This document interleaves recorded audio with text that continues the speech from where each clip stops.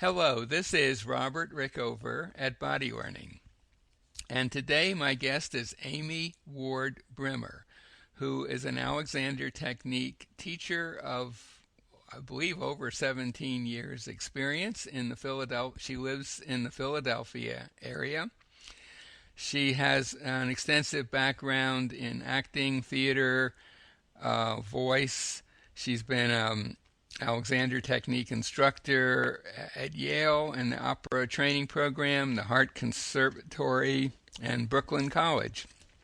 And she's also a certified childbirth educator.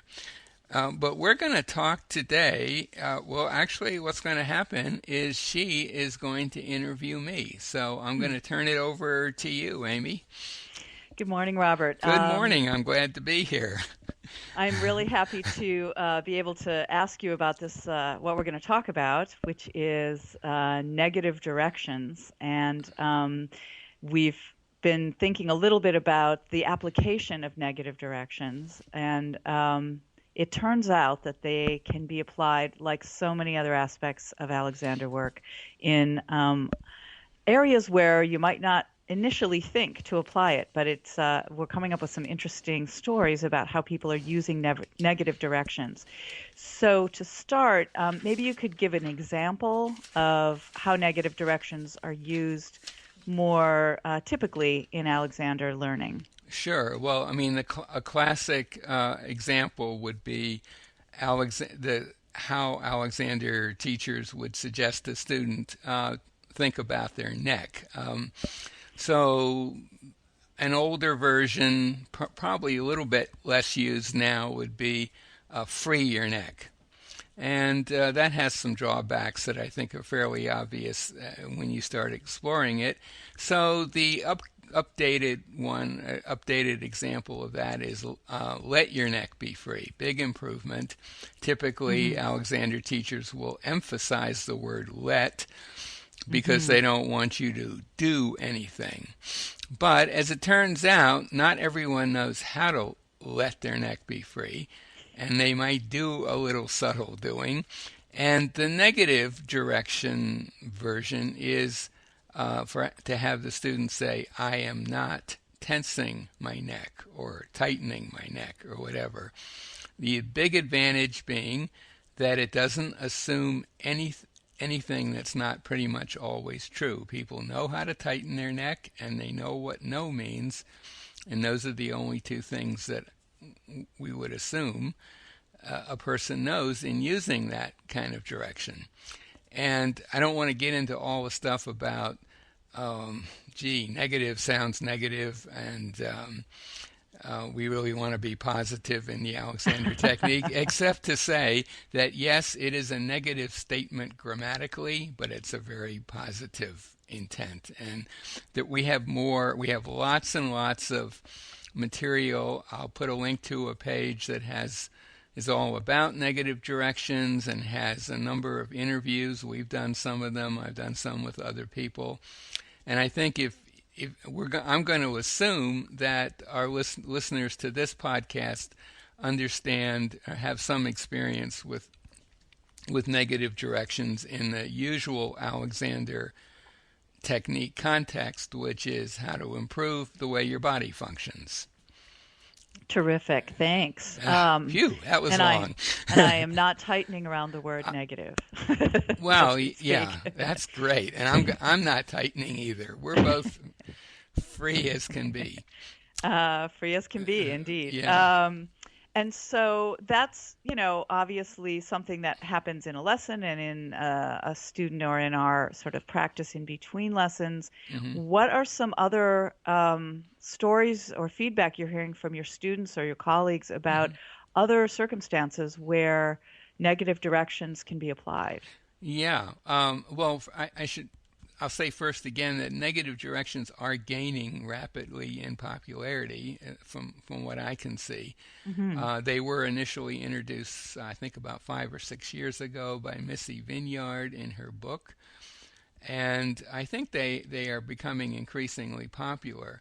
And I think one of the reasons, apart from the fact that they are more effective, one of the really interesting things about negative directions, in my experience, is that students, once they get past, a negative, that this is a grammatically a negative statement, students find them much easier to use and are more inclined to experiment with them in other areas of their lives, or to figure out variations on them that might apply to their situation. And I first started noticing this, about 2 or 3 years ago, when I had a number of students, and I've had more since then, who were starting to use negative directions to deal with issues in their life, like, psychological issues or relationship issues, things that are not normally thought of as the Alexander technique. So, for example, I had a student who, when she first arrived for her first lesson, she kind of proudly announced that she was a control freak. And she wasn't. I wouldn't say she was proud of that, but it was something that she definitely understood about herself. And she was, after a couple of just pretty standard Alexander lessons, where we did explore negative directions around the neck and torso and so on, she came in one day and said that she had started telling herself gently, as we talked about applying directions, that I am not controlling others' thoughts or actions. That was her phrase. Awesome. And yeah, it is awesome. And she said that, in fact, after a few days of doing this, just from time to time, the way one would suggest a student use directions in general, she had in fact let go of certain aspects of her controlling behavior, and in particular, in her case, her family, her children, her husband, and they all noticed the difference. And she was very pleased with that. And that was one of the first times, I'm not sure it was the first, it might have been the first or second, that anyone actually brought this up to me. And my initial reaction, I'm ashamed to say, was to be a little skeptical of that. Because, Alexander teachers are supposed to stay with the kind of classic Alexander ideas about what we can help, and we don't want to become therapists. We don't want to get into areas that we're not qualified to do. So, I didn't say anything, but I was slightly dubious. But then more students started telling me similar stories. And so I started experimenting. And I found that indeed it was pretty amazing how effective they are in things like recurring thought processes that you don't want to continue, that aren't necessarily obviously to do with your physical behavior, your physical how you're using your body physically, although of course everything is connected with everything. But I found they were just amazingly effective at dealing with situations that, things that I really wanted to change in how I related to people, and particularly troublesome people.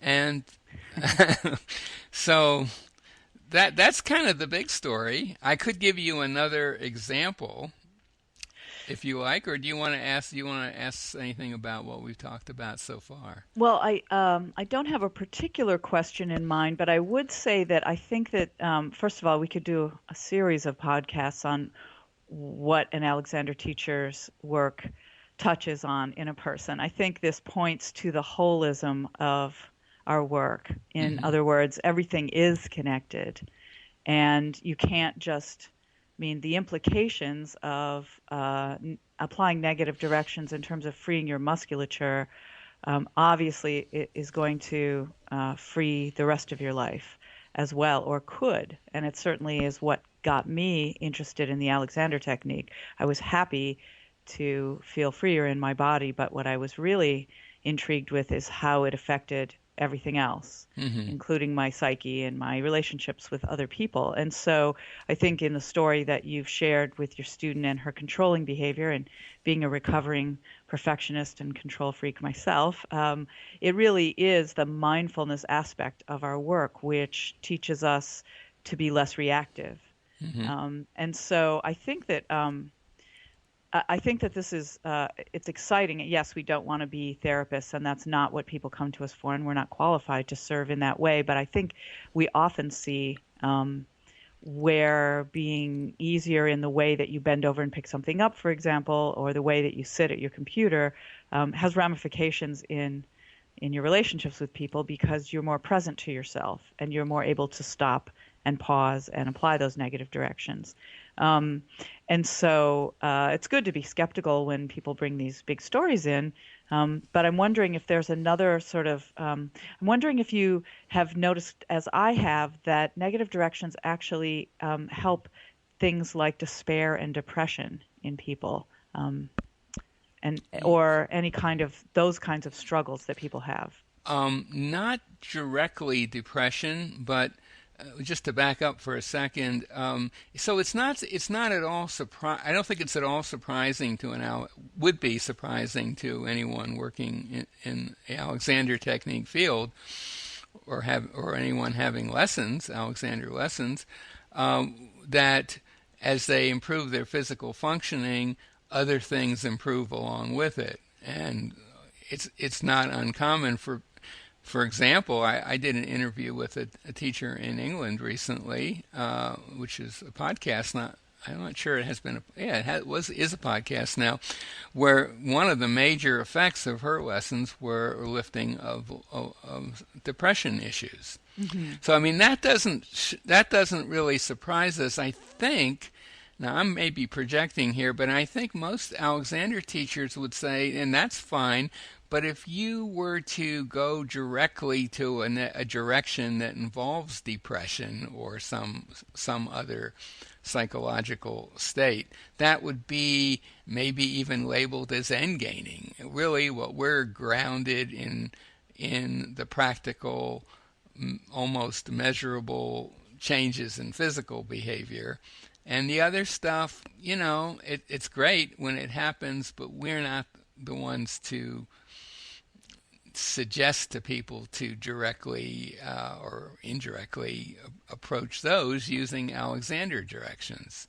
So I think that's why it was kind of a surprise to me that someone could actually use them effectively in that way. I don't know. Is that clear? Or it's not the full answer to your question, but well, and it's a little bit of a dangerous territory. You don't want to make claims. We don't want to make claims. No, I don't. And it's so easy to go into end gaining, as Absolutely. You say. One example I'm thinking of from my own life is changing eating behaviors. So I have used negative directions and other aspects of Alexander technique in moments where I want to change the behavior of eating when I don't need to eat, or eating things I don't want to eat. Working with behavioral changes is essentially changing the thinking in an activity. So what would be an example? What would be an example of a negative direction that you would use around eating? If I have an intention not to eat after a certain point at night, which is really important for a lot of people, when I feel or when I notice those thoughts, and sometimes it's a physical sensation, but it's mostly a thinking pattern, I would say, and I am not hungry right now, because I'm usually not hungry, or I am not reaching for food, or I'm not. And so it's kind of hard. So those are, so that's an example of not necessarily saying, and and I'm not slumping or I'm not Mm-hmm. tightening. Mm-hmm. But it is directly going to thinking and inhibiting a particular reaction or activity. And another, and sometimes it goes along with a positive direction. And I am full, Mm-hmm. I am satisfied. Right. So, And I would actually think it would be interesting to experiment with this direction, which sounds really crazy, but I'm not thinking about food. Now, that doesn't mean well, it's analogous to the type of negative direction that we haven't really discussed in this interview, but there are some earlier interviews on it, where you basically say, I'm not doing whatever the whatever it activity is you're is. So doing. I'm not walking while I'm perambulating around the room, or I'm not breathing is a nice one.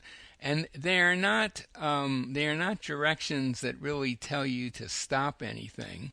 They are kind of shorthand, in my opinion, for body mind figure out a better way to think about food than you are currently thinking about it. Hmm. So they're not repression in any sense. They're kind of redirect asking your body mind to find something better if there is something better, and almost always there is. Hmm. And so that would to me be a really interesting one to do around food. I'm not thinking about food. And of course, you will continue to think about food, but you might find that you think about it in a different way. Or in my own case, there was a troublesome person that I had to deal with, and I over a period of several weeks, and I found myself going off in these little flights of fancy about how crazy they were, and how irritated I was, and all the rest of it. And I finally just said, I'm not thinking about X, this person. I'm not thinking about him, which wasn't that I wasn't going, that their thoughts of them wouldn't cross my mind, but that they would be better thoughts. That's kind of the underlying assumption there. That my body, my mind would figure out a way to think about this person that was less toxic. And I found that remarkably effective in my own case. Did you find your thoughts about that person changing, or Yes. did they Well, drop away mostly they completely? Or dropped away. They would only come great. up when I had to interact, but even then I wouldn't go into these little internal monologues about this person and how much it annoyed me to have to deal with them. So it was remarkably effective actually. And but let me give you another example from one of my students. I find this one a really intriguing one. This lady was a singer and an amateur, serious amateur singer, but very dedicated to singing. And she came for lessons to improve her singing voice. And after, right in the middle of a lesson, she because we talked about judging and maybe while you're experiencing some Alexander help, it might be nice to suspend judgment about yourself for a moment, all that kind of stuff. And Uh-huh. she just announced that she had always been a harsh judge of everything she did, and she felt that she had picked that up from her parents. And then she said, I wonder if I could use negative directions to change that pattern. I wonder. Yeah, that's what she said. And I said, I don't know. So I saw her again in a few weeks, and she just said to me when she came in the door, she said, I'm not judging myself or others. Um, and that she said that's what she's been using for the past month or so, and it totally changed her life. But she also said that she had begun experimenting with the phrase, I don't want to be judging myself or others. And she said that didn't really seem to help. And Hmm. then she remembered that when I had taught her sort of the Alexander negative directions for movement, physical stuff, I'd always emphasize the importance of that it be an I am not statement, an I am not in the moment statement, I not something that I want, or you know what I mean. It has to really be, um, it needs to be a very simple in the moment statement. I'm not doing it, whatever Yes, it is. I want is a future Oh, oriented wants, statement. yeah, Yeah, want. Your body says, "Oh, that's nice. I'll file that away." right. Yeah, Good that's. for you. I've got that. That's good for you. And let's move on with some more attention or Right, whatever it is. Yeah. exactly. So, um, you know, I've had enough of these experiences now that I very rarely suggest directly to a student that they use this, but it just keeps coming up. Hmm. And I think, and I've experimented with, and I know some other teachers that have experimented with, and it just seems like something that um, maybe should I don't know, just be thought about by Alexander teachers and people who are taking lessons. I don't think there's any risk of saying something using a negative direction for something that you don't want in your life. And I certainly don't see it as we doing any kind of therapy. If a student does that, that's just a decision they make. Oh, I don't really want to worry about this problem, so I'm not worrying about it. You And know. I think the beautiful part of it is that when they get the tangible results of applying negative directions in their body, in their physicality, and in each of the examples you've given and in the ones that I've seen, the students come up with it themselves. As you say, the Hmm. body mind provides another solution. And so it's not therapy because they're really then self directed in that process. And so it seems like something that as teachers we can look for that Hmm. when it comes up, recognize it when a student hints. I mean, you've given examples of students who've come in and said, "Guess what I've been doing," but Exactly. but we might also listen in a lesson for ways that maybe they're doing it, to help them recognize. Because I've noticed with a couple of my students that they start applying it and don't even realize it's not even a fully conscious Hmm. Yeah. Yeah. intentional one like the examples you've given. And so, if we can listen and recognize that that's beginning to happen, and show that to them, then they'll be encouraged to continue experimenting. Hmm. Um, Yeah. I have there. yet to actually suggest directly to a student that they use negative directions in this way. Although I'm awfully tempted sometimes, and I probably will slip into that as time goes on, as I have more experience with it. But at the moment, I see it as an experimental procedure that, from the results I've seen and you've seen and other people, seem to be pretty.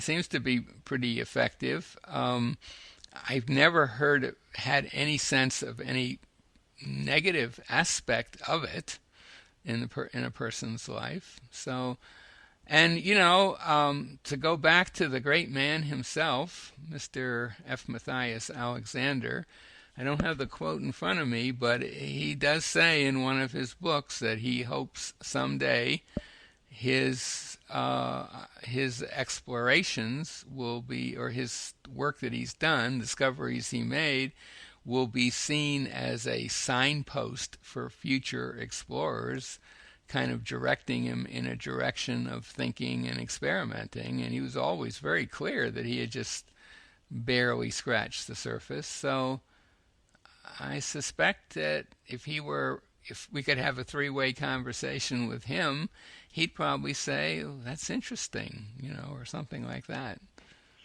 I'm sure he'd encourage us to keep following that thread. Yeah, that's really what it is. Mhm. It's following a thread that he began, but was always, always clear was just the beginning of what was possible.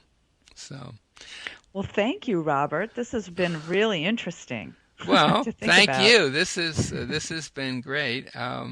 Well, since you're interviewing me, well, I'll just say that again that the interviewer has been Amy Ward Brimmer, an Alexander Technique teacher in the Philadelphia area, and I'll put a link to her website by the interview. And I'm an Alexander Technique teacher in Lincoln, Nebraska, and Toronto, Canada. And I'll have a link to my site as well.